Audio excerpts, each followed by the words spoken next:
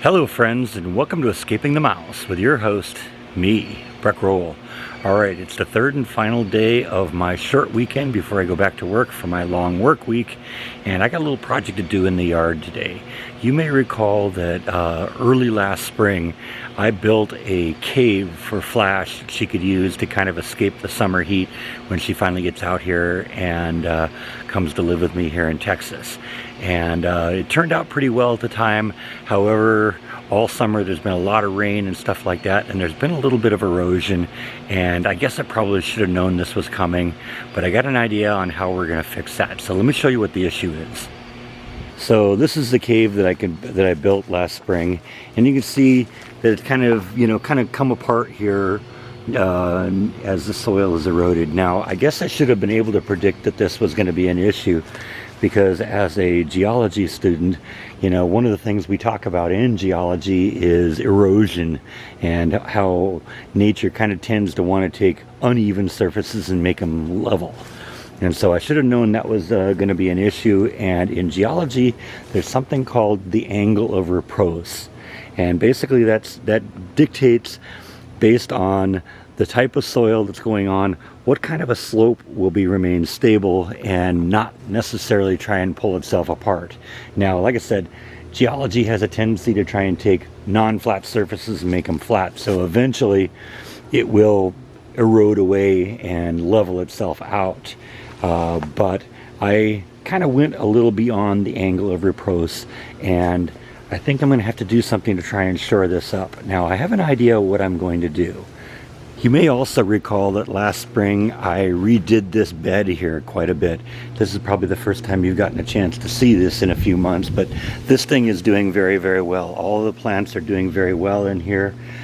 This grass stuff, which I was hoping would spread around, is actually starting to spread around. I think what's going on here, I think this is being done with the help of the squirrels, because I think what happens is after the blooms fade on these, they form little black berries, and I think the squirrels are taking the berries and planting them, and so that's why we have this stuff growing all over the place and growing away from the original plants, because I think the squirrels are doing their thing.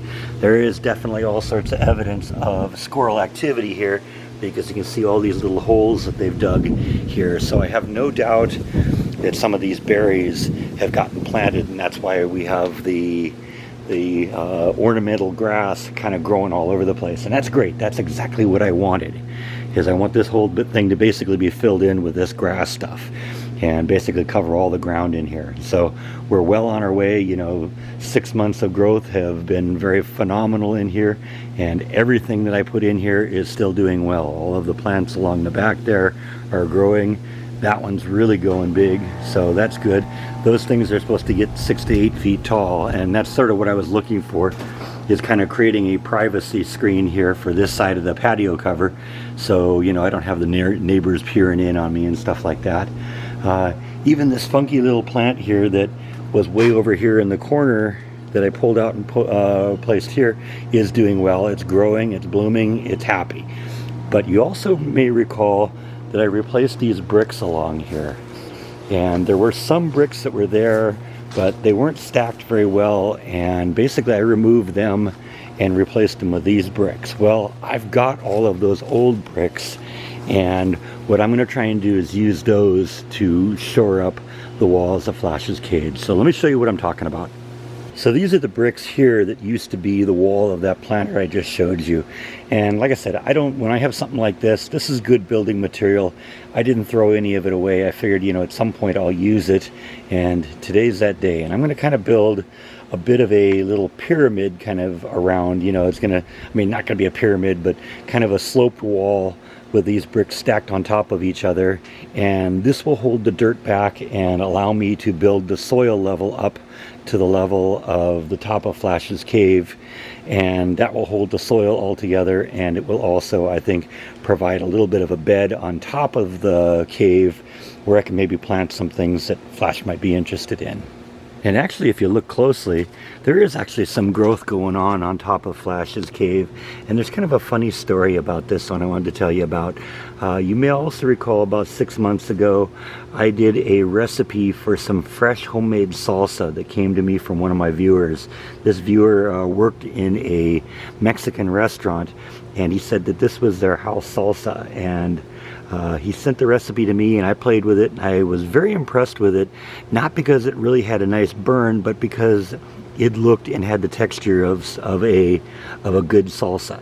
You know, I had to experiment with it a little bit to turn up the heat, but I've succeeded in turning it into a very good salsa.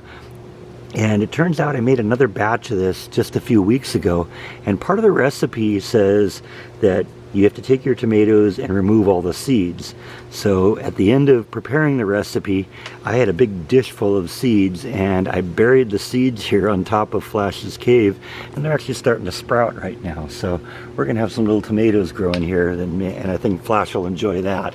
Now I'm probably gonna end up burying those kind of a little bit when I put more soil in here, but I don't know, I just wanted to mention that. But what I'm going to do is, like I said, I'm going to build up the walls here, kind of a sloped wall with those bricks on both sides here, and we're going to fill in the soil, and we're going to bring up the dirt level a little bit, and I think that will help prevent the erosion. Definitely cover all this stuff up and do a better job preventing erosion in the future. So let's get going on that. And the first thing I want to do is take these bricks that have been sitting here all summer and kind of spread them out and kind of hose them off, because they get dirt and there's bugs on them and stuff like that. I want to get them all nice and clean, so when I put them in their new location, they'll look good, they'll sit level and all that fun stuff. So first thing I'm going to do is take them all and kind of set them out here onto this flagstone area I made in front of the gate a few months ago. You may recall I did that too. I'm going to put them out here, and let's hose them off and get them all nice and clean so they're ready to go into place. Alright, so we got all the bricks out. I've kind of hosed them off on both sides. We're just going to let them kind of dry out now here a little bit, so that when they're ready to go into position, they won't be all wet and all that, and won't be all muddy. So next thing I think I want to do is, since we're going to expand out the soil level a little bit, I'm going to have to move these out of the way. And since I've cleared the area over there where the bricks once existed, it kind of makes sense that I can move this stuff over there. So that's next. So a few minutes have passed now. I've got all the flagstone that was here out of here. Actually, I moved it over to here, and while I'm trying to actually encourage a little bit some of the local wildlife to be here. You know, there's lizards and frogs and stuff like that. They kind of like to have their own little cool, dry place. I've intentionally stacked these up to create little gaps that they can kind of go into and protect themselves from predators and also escape the heat. So, you know, doing my part for the local wildlife too. I like having them here, so I will do whatever I can to encourage that. So the first thing I want to do, I think, is start building it up in the backside here. We're going to kind of level off a little area right along the fence here and then start stacking it up. Now, I actually went over to Home Depot and bought a couple of bags of soil. So we're going to use that to kind of fill in and fill it up as we go along here. And hopefully we'll kind of create a nice little cave that should be a little bit more erosion proof for Flash. Alright, about an hour has gone by now, and I got the section between the wall and the right side of the cave built up, kind of what I want to do. You can kind of see what I've done now. I've kind of stacked the bricks, kind of tapering in a little bit, and at this point this will hold back the dirt. There's a little bit of a mound at the top right now, but I'm going to probably leave that as it is, because over time the dirt will settle a little bit. As we get a little water in there, and this should end up pretty flat on the top. Now, ultimately, if the tomatoes survive all of this, we'll let them grow up there, and any tomatoes that grow there, that will just be a little treat for Flash. If not, we'll wait until this spring, and we'll put something in there that will kind of grow over the top of it, and maybe grow over the front a little bit, and provide a little bit more protection in there, and also maybe something that Flash will enjoy eating. But now I got to do the same thing on this side. Alright, I think we're pretty much done here. Got all the walls up here. I had to use these little pavers here to kind of shore up the underside here because, as I mentioned before, I think when I built this thing, the yard kind of slopes down this way. That's why I kind of put the thing into this corner here, because it's at the high end of the yard. So if you get some heavy rain during the winter or during the summer, you know, this area is going to be the last area that floods. So that was an issue, but I had to kind of deal with it here because this end is lower than this end. So I kind of built up and compacted the dirt down and put those pavers there, and then kind of set everything on top of it. But you can kind of see what it looks like now, and I think this is going to hold together a lot better. Come next spring, I'll probably plant something in here that'll probably be leafy and kind of maybe cover everything up and fill in this area, and hopefully, you know, even drape down a little bit here and maybe provide a little treat for Flash. So I think that is all that I have for today. Thank you as always for watching, and I'll see you next time on Escaping the Mouse. Good night.